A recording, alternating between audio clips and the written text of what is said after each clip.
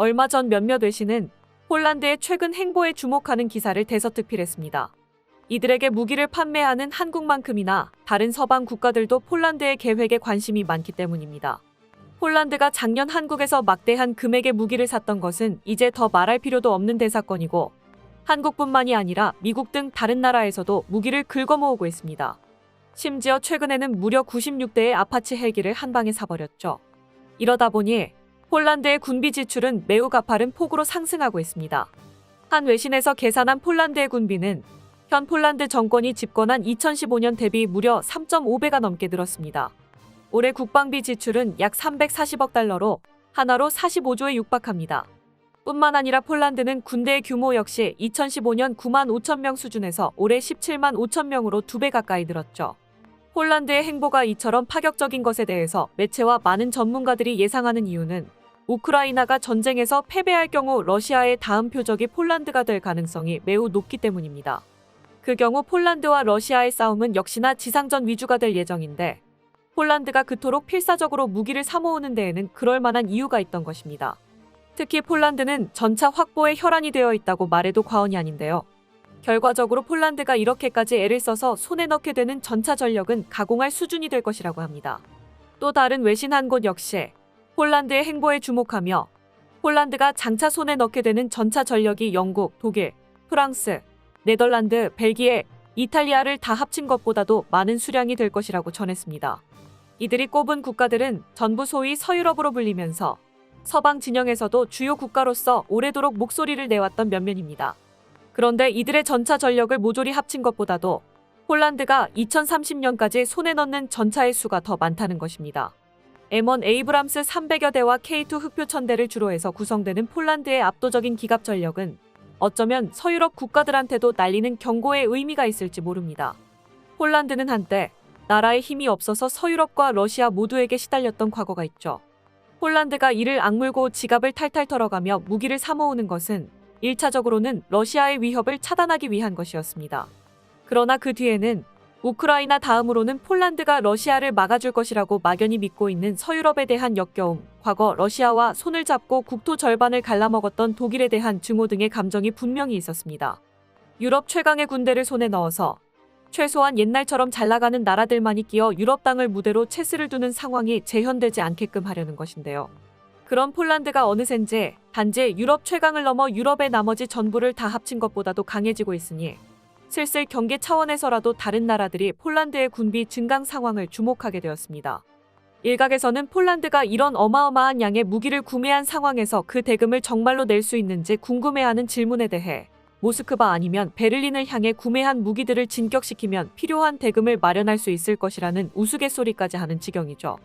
이런 폴란드의 행보의 한편, 이들에게 무기를 파는 한국 역시 나름대로 새로운 계획을 짜고 있습니다. 이 계획에서는 특히 폴란드와의 거래가 매우 중요한 요소가 된다고 하는데요. 바로 새로운 전차의 개발입니다. 아마도 K3로 불리게 될 한국의 차세대 전차는 이미 그 핵심적인 기술들이 한국 소나기 안으로 착착 모이고 있습니다.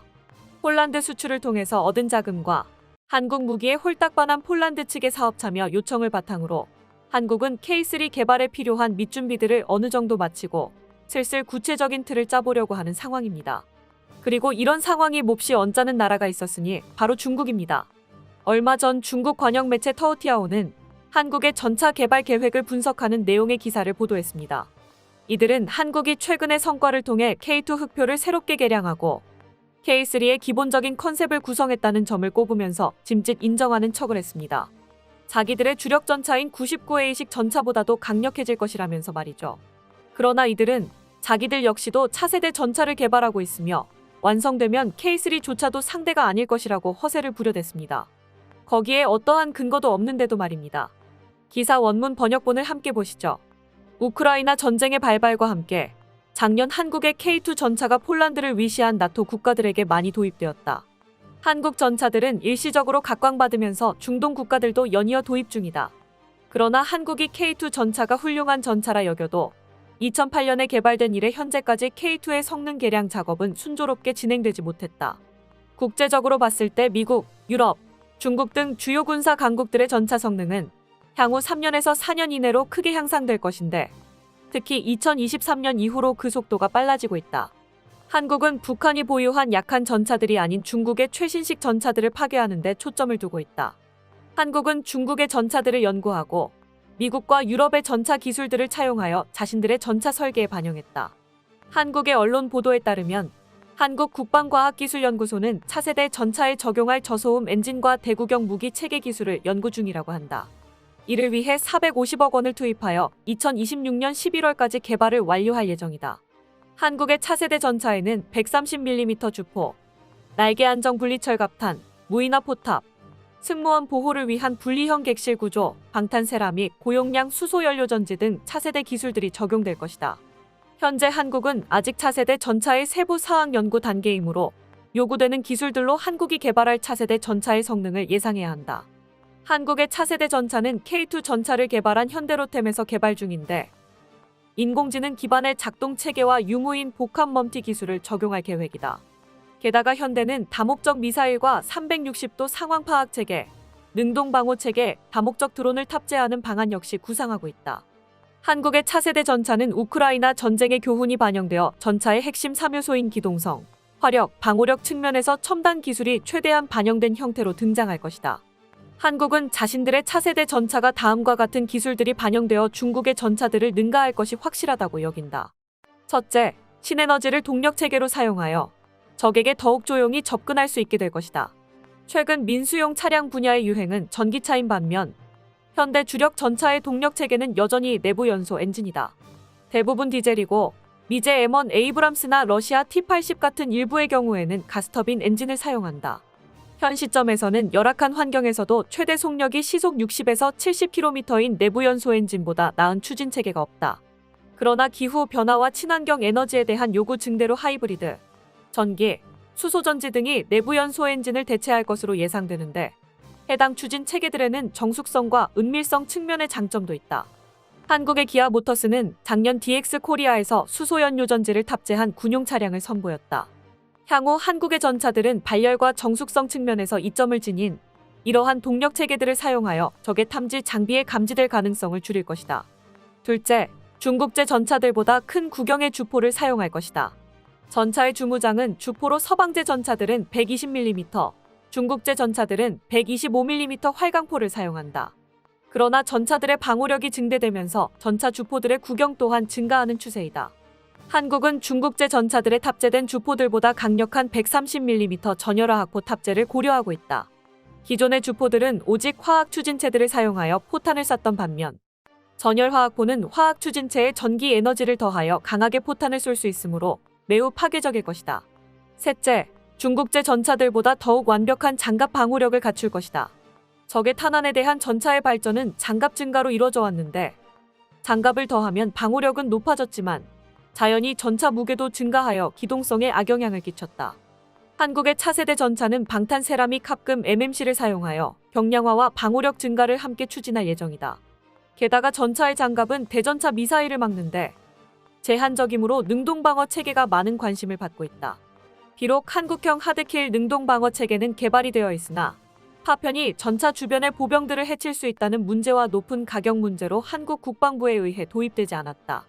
그러므로 직접 적의 대전차 무기를 관통할 수 있는 다회폭 발성 연관통탄 MEFP 또는 강한 압력으로 적의 대전차 무기를 파괴하거나 각도를 틀어버리는 고밀도 비활성 금속폭탄 DIME 등이 대체 하드킬 방식으로 등장하고 있다. 또한 한국은 전자기식 장갑과 레이저 방어체계 관련 연구도 진행 중이다.